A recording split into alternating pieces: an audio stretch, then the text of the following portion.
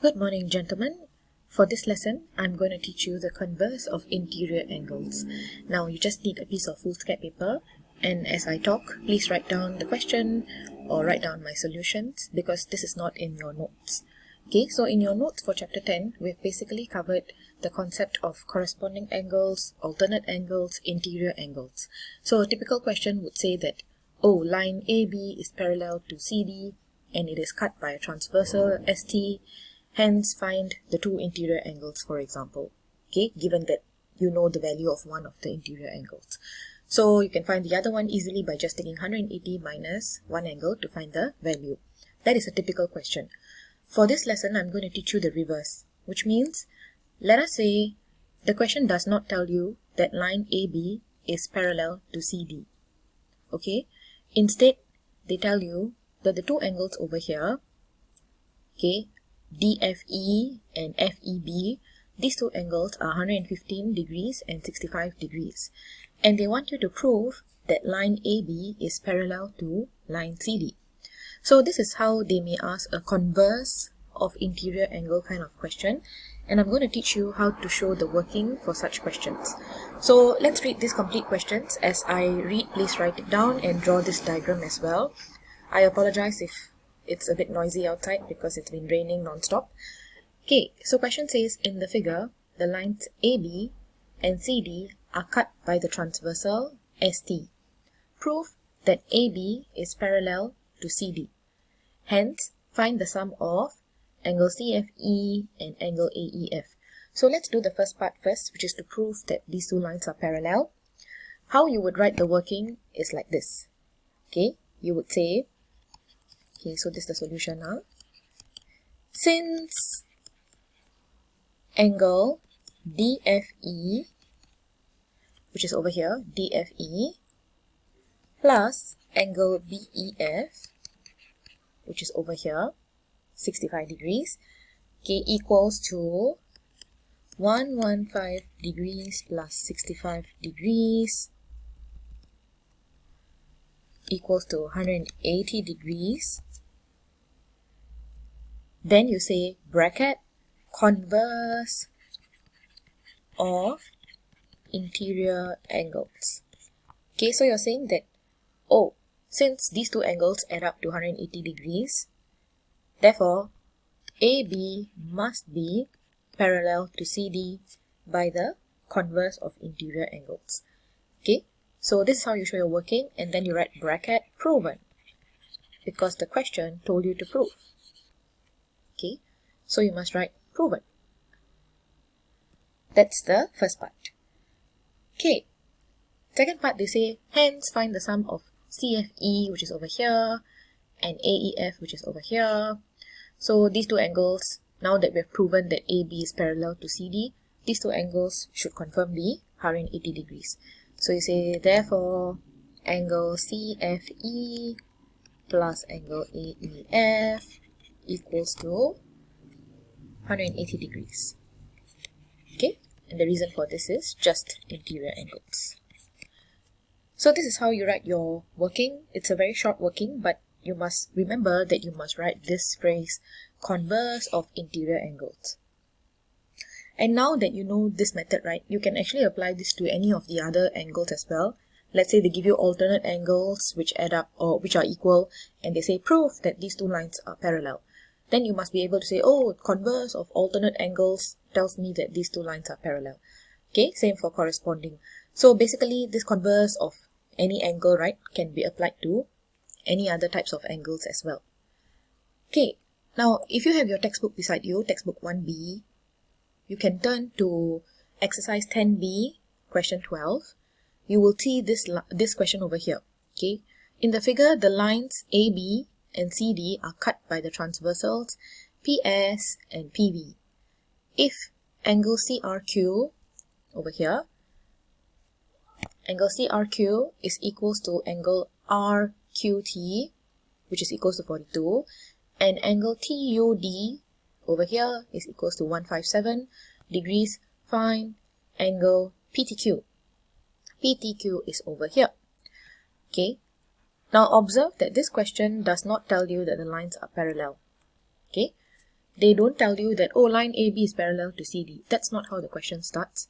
The question starts by saying these two angles are equal. Okay, CRQ and RQT. Both are 42 degrees. So if they want you to find PTQ over here, right, you must first start by proving that line AB is parallel to line CD. So how do you do that? Okay, same as what we did just now. Since, let me use a different color. Since angle CRQ equals to angle RQT, which is equals to 42 degrees, then you write bracket, converse of, this time it's alternate angles. Okay, so by the converse of alternate angles, you know that AB is parallel to CD. Okay, so this is what we did just now also, right? We say since these two angles add up to 180 by the converse of interior angles, AB is parallel to CD. So same thing over here. Since these two are equal, by the converse of alternate angles, line AB is parallel to CD. Then after that, you start doing your working. You can find BTU first. Okay, now we know these two are parallel, right? These two are parallel. So we can find BTU over here first. Then after that, use vertically opposite angles to find PTQ. Okay, so you will write down angle BTU is equal to 180 minus 157. Reason is because of interior angles. So you'll get 23 degrees for BTU. And therefore, angle PTQ is equals to 23. Because reason being vertically opposite angles. Okay? If you want to make it even more clear, you can say that, oh, PTQ is equals to angle BTU, which is 23 degrees. Why? Because of vertically opposite angles. So your working will be very clear to the person reading it. Okay? But the main thing, the new thing that you learned today is about how to show that the two lines are parallel in the first place before you do all these other steps. Okay? By showing the converse of interior angles or the converse of alternate angles. Okay, even the next question on the same exercise, exercise 10b, question 13, if you look at your textbook, this is the question. Okay, so I hope you're writing down all this in your foolscap paper, then you can just file it up as part of your notes. Okay, so the whole document needs to go into your file after you've copied into your foolscap. Okay, in the figure, the lines AB is here, and CD are cut by the transversals PQ and RS. If DYP over here is 46 degrees, and angle AXS is 104 degrees, and angle CZR is over here 76 degrees, find angle BWP. Okay, that's a lot of information. BWP is over here. Okay, this angle over here. Now, observe that there are no parallel lines given in the question, but they gave you the angles instead. Okay, so that's a clear hint that you must prove that the lines are parallel first before you find the angle. Okay, so what do? You realize that, oh, these two angles, 104 plus 76, one look, you know they add up to 180. So immediately you know that, okay lah, actually the lines are parallel. It's just that I must show additional working to show the proof. So you say angle WXZ plus angle YZX